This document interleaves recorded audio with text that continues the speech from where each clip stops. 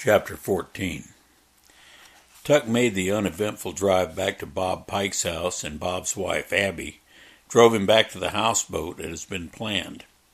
If Abby was concerned about Bob, she kept it to herself, and the conversation during the brief ride focused on Tuck and Hannah. Tuck got out of the car at the marina and carried his gear back to the houseboat. After thoroughly checking for any signs that he'd been visited, Tuck called Hannah and told her to sit tight. He was bringing the boat down to the Wakawatchee Marina and would pick her up for a convalescence cruise. Hannah knew that Tuck wanted a private discussion, and anchoring the boat behind the Richmond Island, directly across from the marina, was probably the most private place that you could get. Tuck had changed the engines and outdrives on the boat from the Chevrolet 350s and OMC stern drives to a set of turbocharged Volvo Penta TMD 102A diesels with Penta outdrives that he'd struck a deal on when a friend was put out of the offshore fishing business by government regulations.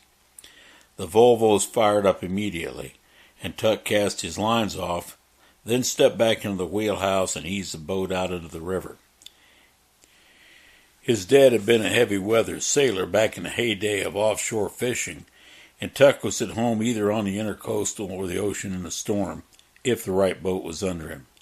Today he was on the perfect boat for this cruise, and he kicked the throttles up as he left the no-wake zone of the marina behind.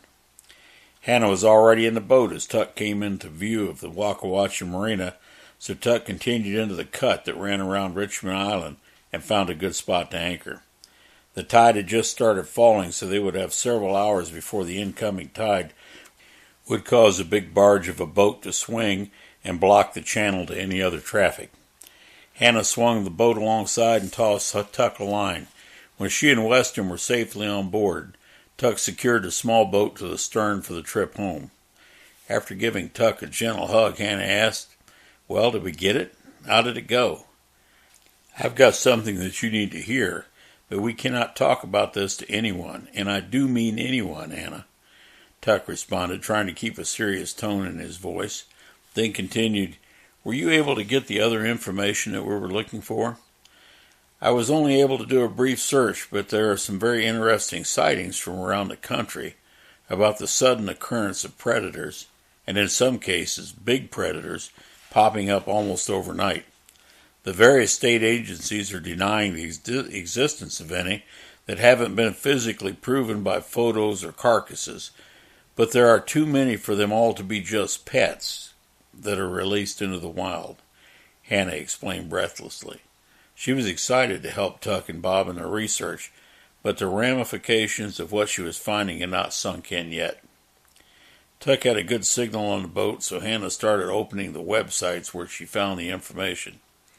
"Look, Tuck, here is one from a man in Florida that is seeing packs of coyotes that are larger in the body than his husky. And here's one from Virginia where a farmer told the local news the state biologists were shaking out sacks of rattlesnakes into the ditches that ran in front of his farm. There is a big group in Pennsylvania that's putting pressure on their Fish and Wildlife Department to acknowledge that cougars have been introduced in that state, which of course has been officially denied, although there have been numerous sightings and one roadkill that reportedly was cleaned up and disappeared." Hannah went from site to site, and Tuck was amazed at what she had found in the short time that she had to work on a search.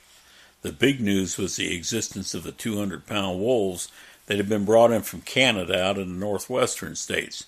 Things had gotten so bad there that Wyoming had defied the Department of the Interior and issued shoot-on-sight orders for the beasts that were ravaging livestock and wild game, endangering the elk and bison populations that had been so carefully preserved, and the hunters that had kept the populations at a manageable level. Montana and Idaho were rumored to be considering similar edicts, while Washington and Oregon drifted to the far left side and erred on the side of the predator's protection, as had been done in California, where cougar hunting was forbidden, much to the detriment of the deer and elk herds.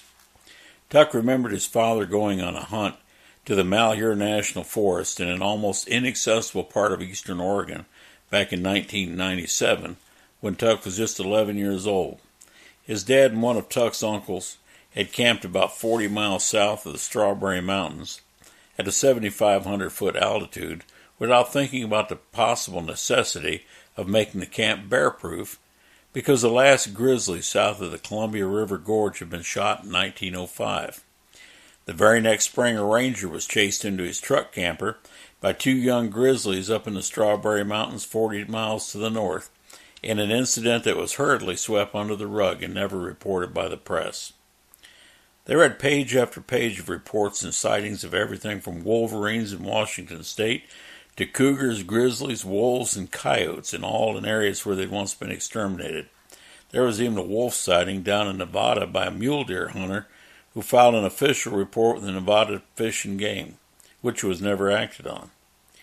What was particularly interesting to Tuck were the findings of the impacts that large cougar populations have on deer and elk herds. There are various reports stating that an adult cougar killed a large deer every 7 to 9 days to feed, and in some states the cougar population was so high that the total kills for all cougars exceeded 100,000 deer per year out of a total population of 350,000 animals.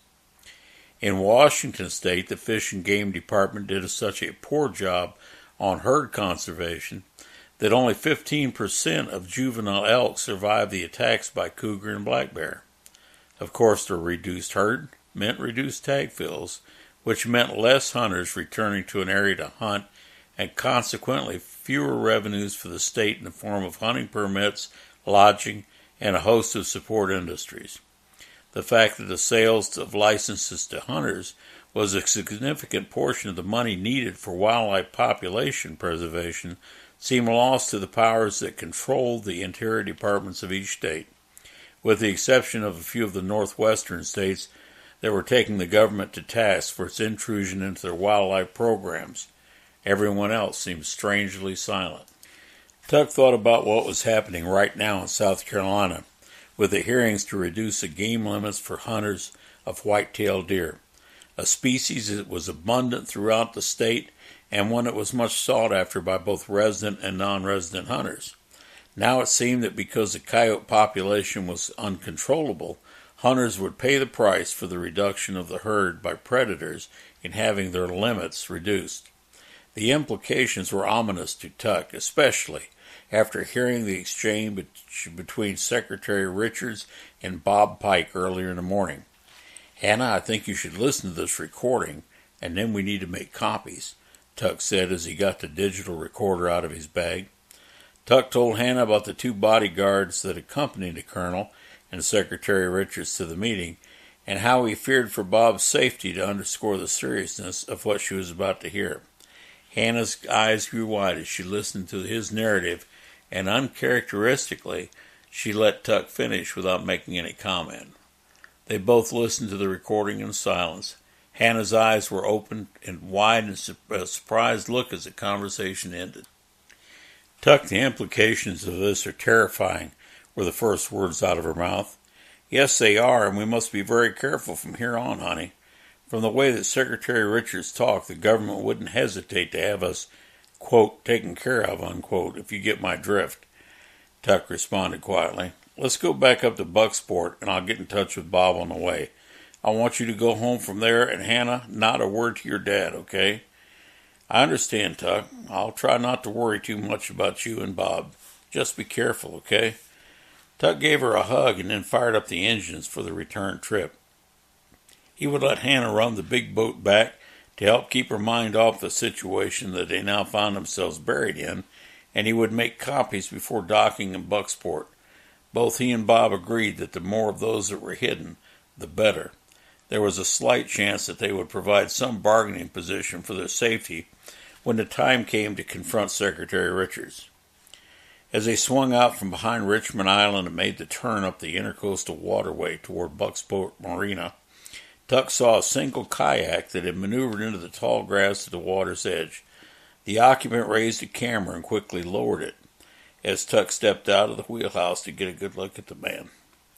Tuck raised his hand in a friendly gesture and gave the kayaker a big smile. His wave was not returned, and the man tried to look as if he had not seen him. Tuck hoped it looked as if he had been cruising with Hannah, but the feeling in his gut told him that was probably not the case. He went back into the wheelhouse and told Hannah to ease up on the throttles when they rounded the next turn. "What's going on, love?" she asked with a big smile. "We had a visitor back there that was not wearing a flotation device. I'm going to pull the boat up on the starboard side and go pay the man a visit. You crawl along till I get back," Tuck said. He ran back to the aft stateroom and put on a fresh uniform at record speed, then ran out and pulled his boat alongside and jumped in. When the Tahatsu fired up, Tuck pushed the throttle wide open, speeding up past the bow of the houseboat and cutting around in a flying return to the island. He hoped to catch his visitor before he could make it across the river and get some identification from him under the guise of an equipment inspection.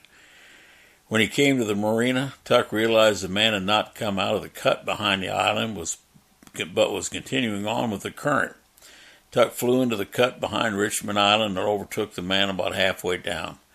The kayaker turned to see who was behind him, and then an absolute panic briefly crossed his face as Tuck slowly brought his boat alongside. As the man pulled a pistol from the space in front of him with his right hand, Tuck pulled the tiller on the Tahatsu jet back to him and twisted the throttle wide open in an attempt to avoid being shot. The stern of his boat slammed the kayak, and the blasting water jet did the rest. The man in the kayak was now floundering in the middle of the cut without his boat or life jacket. Tuck swung the boat around in time to see the unmistakable wake of an 8-foot alligator as it headed straight for the unsuspecting killer. Tuck knew that he could not get there in time, but tried to get the boat between the man and the alligator anyway. There was a scream followed by a violent swirl of water as the gator took the man down, probably to push his drowned body under a submerged log until it was ripe enough for the gator to eat. Under normal circumstances, Tuck would have been duty-bound to report this incident and wait for a rescue party to arrive, but today wasn't a normal day. Tuck turned the boat back up the river toward Bucksport and a rendezvous with Hannah. He decided not to tell her about the meeting with the kayaker, only that he was gone when Tuck got there. When they docked the houseboat, Tuck gave Hannah a big hug and a kiss, then carried his gear to the DNR truck and drove to meet Bob at the courthouse in Conway. They would have to be careful there, but they had several places that required checking, and it would arouse no suspicion if they went together on a routine patrol. "Hannah, come in here and watch us," Pastor Albright called to his daughter. "Hurry up or you'll miss it." Hannah came into the living room of the modest 3-bedroom home just in time to see the WLIB news crew reporting from the scene of an apparent drowning close to the Wakawacha Marina. A kayaker had gone missing, and his overturned kayak was found drifting in the Waccamaw River about a half a mile from where she and Tuck had seen the man watching them. So far his body had not been recovered, and search crews were dragging the area in hopes of finding something, but they were reporting difficulty due to the number of snags and driftwood in the fast-moving, dirty brown current. There was no mention of the victim's identity, but Hannah had a bad feeling that it was the same man that had taken her picture. Her hope was that nobody paid attention to the houseboat that was anchored in the area. In other news, we have a report that one of our local young ladies is now being proclaimed a hero for killing a large cougar that was attacking Sergeant Michael Tucker of the DNR. According to a DNR spokesperson, Hannah Albright had accompanied the hunters in the search for the cougar that is suspected of killing at least one person in the area and shot the cougar just in the nick of time to save Sergeant Tucker. We hope to have an interview with Hannah Albright before the 11 o'clock news, so keep tuned in. "Daddy, did you hear that?" Hannah shouted to her father. "It's okay, Hannah. We'll screen any calls if you like, but you'll probably have to talk to at least the local station," came Pastor Albright's reply. "Good grief," was all Hannah could say as she went to her room to think.